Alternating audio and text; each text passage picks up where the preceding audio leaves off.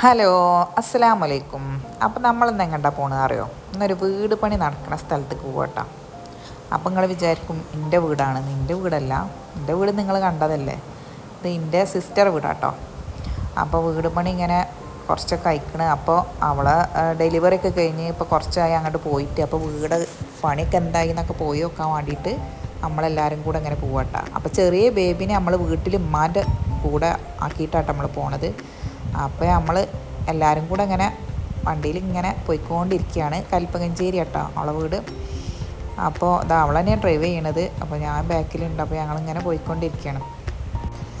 അപ്പോൾ ക്രിസ്മസിൻ്റെ ലീവൊക്കെ ആയിട്ട് ഞാനിങ്ങോട്ട് എൻ്റെ വീട്ടിലേക്ക് 4 ദിവസത്തെ നിൽക്കാൻ വന്നാട്ടോ, 4 ദിവസത്തിന്. അപ്പോൾ നമ്മൾ അവളെ വീടിൻ്റെ റോട്ടിലെത്തിയിട്ടാണ്. അപ്പോൾ അതാ പണി നടക്കുന്ന വീട് നിങ്ങൾ കണ്ടില്ലേ. അപ്പോൾ മുറ്റത്തൊന്നാകെ മണ്ണൊക്കെ കൂട്ടിയിട്ടിരിക്കണ്. മണ്ണ് ഒരു ഭാഗത്തുനിന്ന് അവരെ 2 സൈഡും ഒരു താഴ്ന്ന സ്ഥലവും കുറച്ച് ഉയർന്ന സ്ഥലം കൂടിയാണ്. അപ്പോൾ അത് ഒന്നും കൂടെ താഴ്ത്തിയിട്ട് അവിടെയാണ് ഓരോ കാർ പോർച്ച് അവിടെ വരുന്നുണ്ട്. അപ്പോൾ അതിന് വേണ്ടിയിട്ട് ഒന്നും കൂടെ താഴ്ത്തിയപ്പോൾ കിട്ടിയ മണ്ണാട്ടത്. ഇത് അവളെ ഹസ്ബൻഡിൻ്റെ ഏട്ടൻ്റെ വീടാട്ടോ. അപ്പോൾ ഇത് അവരിവിടെ ഇല്ല, വീട്ടിലില്ല. അതാണ് അങ്ങനെ വീടൊക്കെ അവിടെ പൂട്ടിയിട്ടിരിക്കുകയാണ് കേട്ടോ. അവർ ഗൾഫിലാണ്. അപ്പോൾ ഇതാ നമ്മൾ വീടൊക്കെ നോക്കാൻ വേണ്ടി വന്നതാണ്. അപ്പോൾ ഇതാ മുറ്റത്തിൻ്റെ ലാൻഡ്സ്കേപ്പിൻ്റെ പരിപാടിയൊന്നും കഴിഞ്ഞിട്ടില്ല കേട്ടോ. അതിന് കുറേ പണിയുണ്ട്. നമുക്കറിയാമല്ലോ, വീട് പണി എന്ന് പറഞ്ഞാൽ പെട്ടെന്നൊന്നും കഴിഞ്ഞ് കിട്ടൂല. പിന്നെ അവളെ ഹസ്ബൻഡാണെങ്കിൽ എപ്പോഴും നാട്ടിലുള്ള ആളല്ല. എന്നാലും അതിനൊക്കെ നോക്കാനൊക്കെ ആളൊക്കെ ഏൽപ്പിച്ചിക്കണ്. എന്നാലും കഴിഞ്ഞുകൊണ്ട് കിട്ടൂലല്ലോ. ഓരോരോ ലാസ്റ്റത്തെ പണികളാണല്ലോ നമ്മൾ കഴിയാത്തത്. പിന്നെ എല്ലാ വീട് പണിയും അങ്ങനെ തന്നെ. ഇനിയിപ്പോൾ നാട്ടിൽ ആളുണ്ടെങ്കിലും പെട്ടെന്നൊന്നും കഴിഞ്ഞ് കിട്ടൂല. പിന്നെ നമ്മളെ വീടിൻ്റെ വലിപ്പം ഇതൊക്കെ അനുസരിച്ച് ടൈം ഇങ്ങനെ കൂടിക്കൊണ്ടിരിക്കുന്നത്. എളാപ്പാൻ്റെ മോൻ്റെ വീടാണ് അപ്പുറത്ത് കാണുന്നത് കേട്ടോ. അപ്പോൾ ഞങ്ങളിങ്ങനെ പറയുകയാണ്. അപ്പോൾ മണ്ണൊക്കെ എടുത്തപ്പോൾ തെങ്ങ് മുകളിലും വീട് താഴെയായി. അതിനെ പറ്റിയൊക്കെ പറഞ്ഞുകൊണ്ടിരിക്കുക. അപ്പോൾ അവരെ വീട്ടിലേക്ക് 2 ഭാഗത്തു കൂടിയും എൻട്രി ഉണ്ട് കേട്ടോ. ബാക്കിൽ കൂടിയും ഫ്രണ്ടിൽ കൂടി ഉണ്ട്. അവിടെയുണ്ട് റോഡ്, ഇവിടെ ഉണ്ട് റോഡ്. അപ്പോൾ അതാ ബാക്കിലാട്ടോ, അതാ ഒരു പൂളാണ്, സ്വിമ്മിങ് പൂളാണ്. ഇത് ഇൻഫിനിറ്റി പൂളാട്ടോ. അപ്പോൾ അതിനുള്ള ഇതൊക്കെയാണത്, അതിനുള്ള സൗകര്യങ്ങളൊക്കെയാണ് ഇതൊക്കെ ഈ കാണുന്നതൊക്കെ കേട്ടോ. അപ്പോൾ ഇത് പണി കഴിഞ്ഞ് വന്നാലേ നമുക്ക് അറിയുള്ളൂ. അപ്പോൾ ഞാൻ ഇൻഷാ അല്ലാ ഞാനിഞ്ഞൊരു ഫുൾ വീഡിയോ ഞാൻ ഇടാം. മാഷാ അല്ലാ നല്ല വീടാട്ടോ. വെച്ചാൽ ചെയ്തതൊക്കെ നല്ല പോലെ ചെയ്യണമെന്ന് രണ്ടാൾക്കും അത്യാവശ്യം ഐഡിയ ഉള്ള ആൾക്കാരാണ്, എൻ്റെ സിസ്റ്ററും ഹസ്ബൻഡും. അപ്പോൾ രണ്ടാൾക്കും ഇതാണ് കേട്ടോ, അവർ അണ്ടർഗ്രൗണ്ടാണിത്. ഇവിടെയാണ് ഹോം തിയേറ്ററാണ് ആ കാണുന്നത്. ഹോം തിയേറ്ററിൻ്റെ പണി കഴിഞ്ഞതാണ്, അപ്പോൾ പൂട്ടിയിട്ടതാണ്. കാരണം എല്ലാവരും വന്നെങ്ങാണ്ട് അതിങ്ങനെ തുറന്നിടണ്ട, അവിടെ പട്ടികളൊക്കെ ശല്യമുള്ളതാണ്. അപ്പോൾ ഇത് ഒരു കോർട്ട്യാർഡാണ് കേട്ടോ. അതിലൊരു മരമൊക്കെ വരും, അപ്പോൾ നല്ല ഭംഗി ഉണ്ടാവും കാണാൻ. പിന്നെ അതാ പണിയൊന്നും കഴിഞ്ഞിട്ടില്ല. അതാ JCB ഒക്കെ വന്ന് ബാക്കി ഇനിയും ഇവിടെ കുറേ നിരത്താനും പണിയും കാര്യങ്ങളൊക്കെ ഉണ്ട്. അപ്പം നോക്കാനൊക്കെ ആളെ ഏൽപ്പിച്ചിക്കണ്.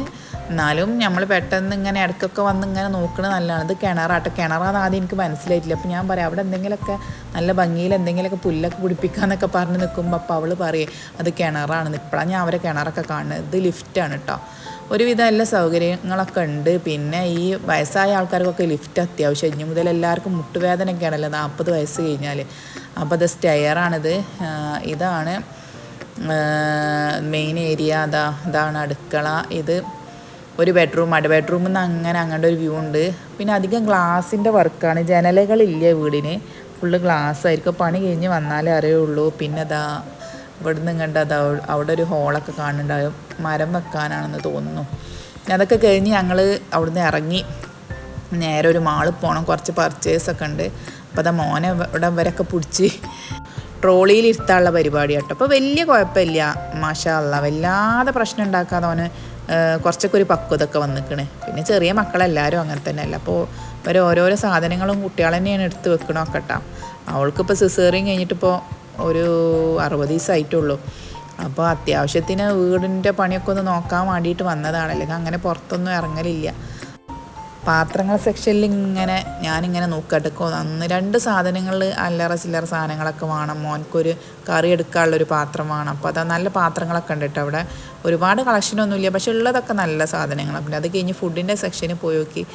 ഫുഡ് ഞങ്ങൾ വാങ്ങിയില്ല, ഞങ്ങൾക്കൊന്നും മനസ്സിന് പിടിച്ചില്ല. ഇപ്പോൾ വാങ്ങലൊക്കെ ഉണ്ട് അവിടുന്ന്, അപ്പോൾ എന്തോ വാങ്ങാൻ തോന്നിയില്ല.